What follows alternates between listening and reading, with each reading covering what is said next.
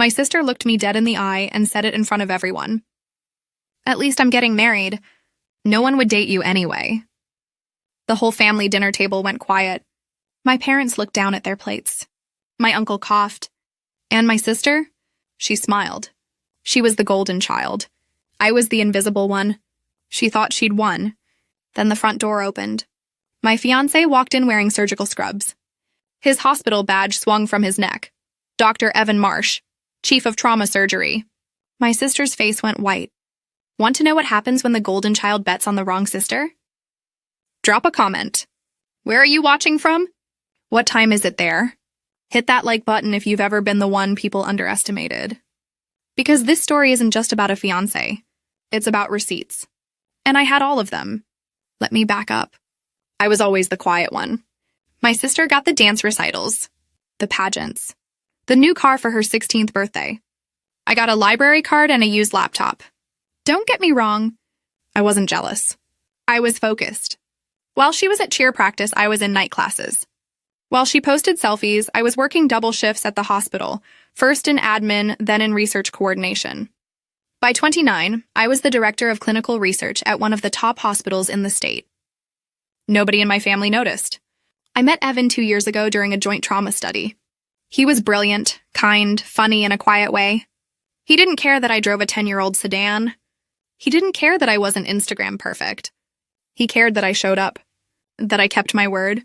We kept our relationship private, intentionally, because introducing anyone to my family meant exposing them to judgment, to control, to my sister's spotlight. In my line of work, you save everything. Emails, data logs, records. It becomes a habit. I didn't know I'd need that habit to survive my own family. But I did. Because 3 months before that dinner, my sister called me with the ask that started everything. Her voice was breathless with excitement. I'm engaged! I was happy for her.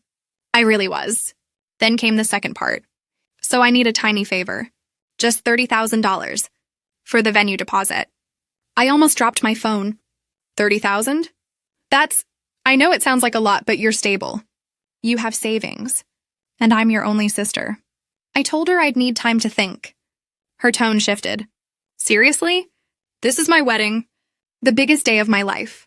2 days later, we were all at my parents' house for Sunday dinner. My sister announced her engagement to the whole table. Everyone clapped. Then she turned to me. So did you think about helping me with the venue? I hesitated.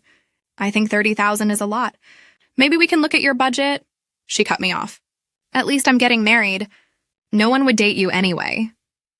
The room went silent. My mom looked uncomfortable. My dad cleared his throat but said nothing. My sister leaned back in her chair. I mean, you're always so focused on work. It's sad, really. Then came the ultimatum. Either you help or you prove you never cared about this family. I left the table without a word. Behind me, I heard her laughing. I tried to set a boundary. I sent my sister a calm email. I offered $5,000 as a gift.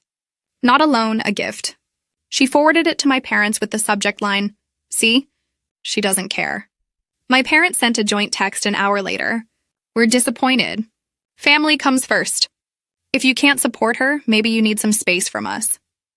Space. That was their word for exile. Then my sister posted on Instagram. A vague story, no names.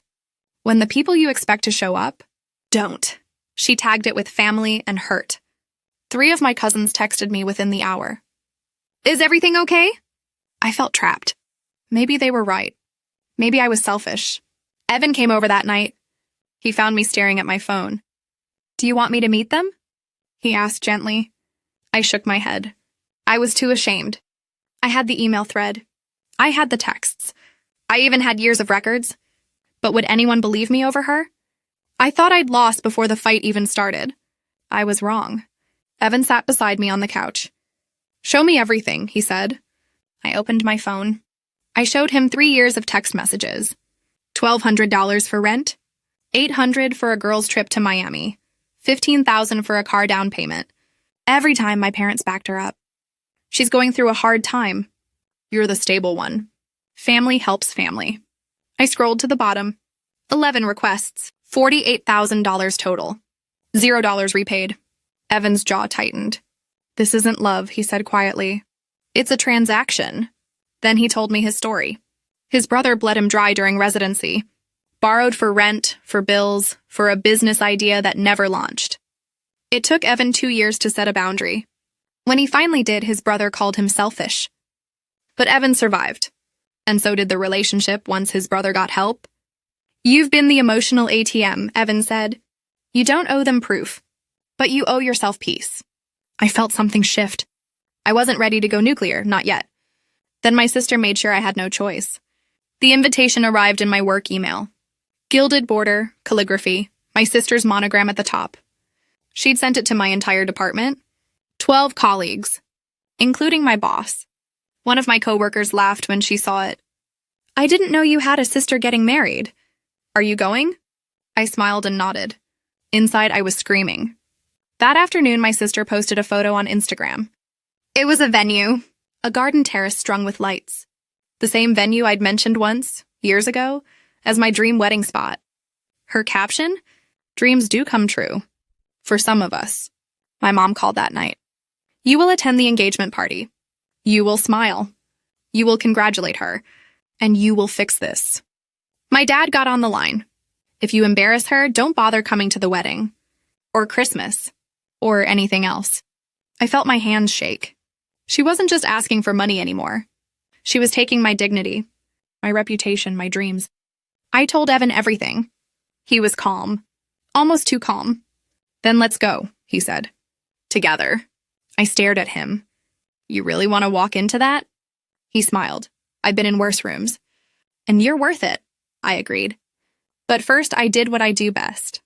I pulled the data. My grandmother set up a family trust before she died. Equal shares for me and my sister. My parents were co-trustees. I logged into the portal for the first time in 2 years. Last login, my sister. 4 months ago. I clicked on the withdrawal history. $10,000 in 2020. $12,000 in 2021. $5,000 last year. $27,000 total. All approved by my parents. My share, untouched. Her share, nearly gone. Then I remembered something. A year ago, we'd briefly talked about buying a family lake house together. We both pulled credit reports for the mortgage pre-qualification. I still had hers. I opened the file. $43,000 in credit card debt. 6 cards, 2 payments late. Credit score, 640. Evan looked over my shoulder. She's not asking for a wedding, he said. She's asking for a bailout. Everything clicked. The desperation, the cruelty, the public pressure. She wasn't just entitled. She was drowning. And she wanted me to go down with her. Now I knew exactly what I was walking into. I looked up my sister's fiancé online. His name was Josh. He taught 10th grade history at a public high school. His Instagram was full of book quotes and pictures of his dog. He seemed sweet, genuine, normal. Not the finance executive my sister had implied to everyone. I went back to her posts. Every photo was carefully cropped. Every caption vague but luxurious. Living my best life. Dreams and champagne. She wasn't marrying up. She was performing up. Evan said it best. She can't let you win. If you're happy and she's struggling, the whole story falls apart. I scrolled further back. My parents' Venmo history popped up in a suggested connection. Monthly payments to my sister. $200 here, $500 there. The description was always the same. Rent help. I finally understood. She wasn't cruel because she hated me. She was cruel because she needed me to stay small. If I was invisible, she could stay golden. I felt sorry for her, but I wasn't going to fund her fantasy. I made my decision. And I'd make it in front of everyone. I printed everything. Trust withdrawal logs, text threads, credit report summary. I put them in a slim folder. 1 copy for me. 1 for my parents if it came to that. I wasn't planning to humiliate her. I was planning to protect myself. Evan picked out a dark suit. I chose a simple dress. No competition. Just presence. I practiced 1 line in the mirror over and over. I love you, but I won't fund a fantasy. Evan made me promise 1 thing. If it gets ugly, we leave together. Deal? I nodded. Deal. The morning of the party, I texted my sister. I'll be there. Looking forward to meeting Josh. She replied in under a minute. Try not to embarrass me. I almost laughed. Evan met me at the door. He'd been on call the night before. He looked tired but steady. "Ready?" he asked. I took his hand. "Ready." We walked to the car. I had no idea she was going to hand me the perfect moment on a silver platter. But she did. The venue was beautiful. Garden terrace. String lights. 50 guests in cocktail attire. My sister stood at the center in a designer dress, holding a champagne flute like a trophy. She saw me the moment I walked in. Her smile was wide. Too wide. "Everyone!" "My sister's here." The crowd turned. She raised her glass. "She's always so busy with work." Alone, as always. "Guess some of us are just married to our jobs." Polite laughter rippled through the crowd. I stayed calm. Actually, the door opened behind me. Evan walked in. He was still in scrubs. A trauma case had run late. His hospital badge hung from his neck clear as day. Dr. E. Marsh, trauma surgery, St. Catherine's Hospital. My sister's smile faltered. "Wait, you're dating a nurse?" The room went quiet. Evan crossed the terrace and extended his hand to Josh, my sister's fiancé. "Evan Marsh, Chief of Trauma at St. Catherine's. You must be Josh. I've heard great things." Josh's face lit up. He shook Evan's hand, genuinely impressed. "Wow, trauma surgery. That's incredible, man." My parents stared. My sister's face was pale. She tried to recover. "Well, that's nice. Anyway," she turned to me, voice louder. "Did you think about my request? 30,000 isn't much for family." Every eye in the room was on me. I took a breath. I thought about it. "The answer is no." Her voice rose. "You're seriously going to humiliate me in front of everyone?" I kept my voice calm, steady. "You've pulled 27,000 from the trust without asking me. I think we're past humiliation." My parents' faces drained of color. My sister opened her mouth. Nothing came out. I turned to my parents. "We can talk about this privately, but I'm done being the backup plan." I took Evan's hand. We walked to the bar. Behind us, silence. Then murmurs. The rest of the party was awkward. But I stayed. The week after the party, my parents called. They asked to meet for coffee. I almost said no, but I went. They apologized. "We didn't realize how much we'd leaned on you," my mom said. "We just got used to you being the strong one." My dad nodded. "We enabled her. We see that now." I looked at both of them. I need real change, not just words. They agreed to start family therapy. All of us, I agreed to try. My sister's wedding happened 3 months later. Smaller venue, 40 guests. My parents paid, but they capped it at $15,000. I attended. I was cordial, but I kept boundaries. After the ceremony, my sister pulled me aside. Her eyes were red. "I'm sorry," she said. "I was drowning, and I tried to take you down with me." I looked at her for a long moment. "I forgive you," I said, "but I won't forget." She nodded. "I don't expect you to." 6 months later, Evan and I got married at City Hall. We had a small dinner with 10 close friends, people who'd shown up for us when it mattered. We took the money we would have spent on a wedding and donated $25,000 to a scholarship fund.